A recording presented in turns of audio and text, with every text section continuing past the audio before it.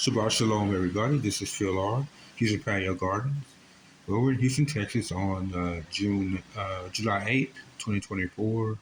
And as you can see, the storm outside is raging. So we have no electricity in the house.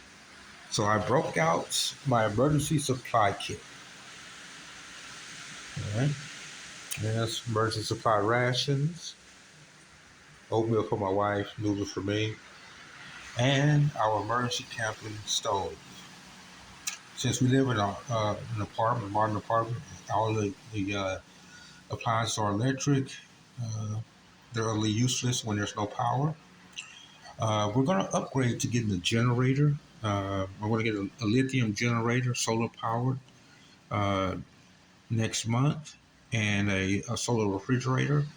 And that's going to round out our emergency supply kit for when we have grid down situations, electricity down, or severe thunderstorms.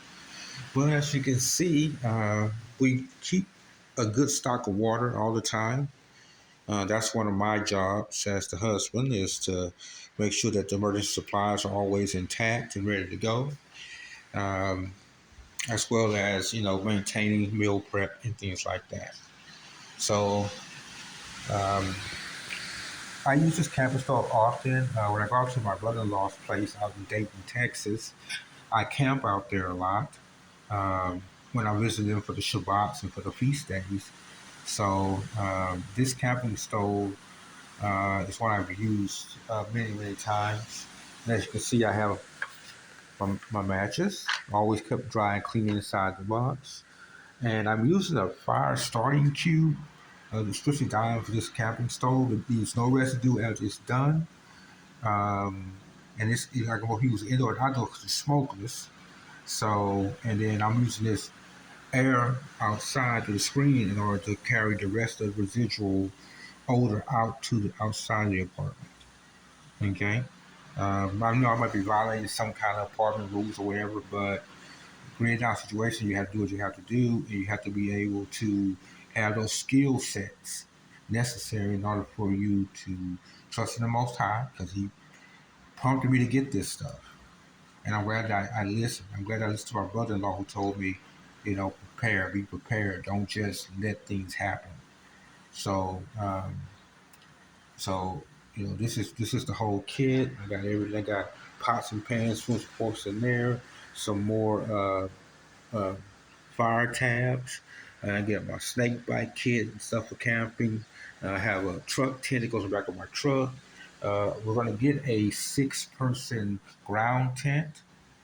And I already got my tarps and everything for the floor base. And every time I go out there, I try to implement the skills like gathering up pine needles and stuff like that, and laying them out underneath the tarp to cushion the bottom floor of the tent, and then laying down the tent on top of that. And then lifting it up 3 inches all the way around to give it a moisture barrier in case it actually rains.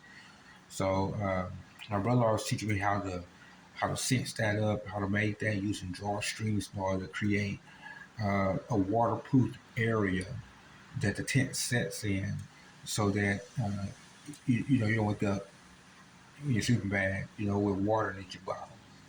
So all those things are skill sets that we need, and that we need to start rediscovering and redeveloping. Okay, so the fire's getting ready to die down.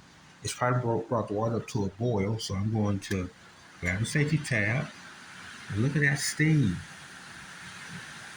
Look at that steam. Now that's perfectly boiled water. So I'm going to set the lid to the side, just like that. Now I'm probably going to develop a different catch basin at the bottom because as you can see, the cube fell through the bottom. And so it's now on this tin foil here, and I've got to put this liner down. So the next step is to maybe line the inside of this bottom with foil stacked a little bit higher and above, or coming out of metal grate that I put down there has smaller holes to catch that residue. Because I really don't like to drop it down the bottom because it can be an ignition source if you're out camping. All right, so it's time to do the food prep. You guys have a great Shabbat Shalom. Be careful, be safe. We love you. And we pray the Most High in Yeshua and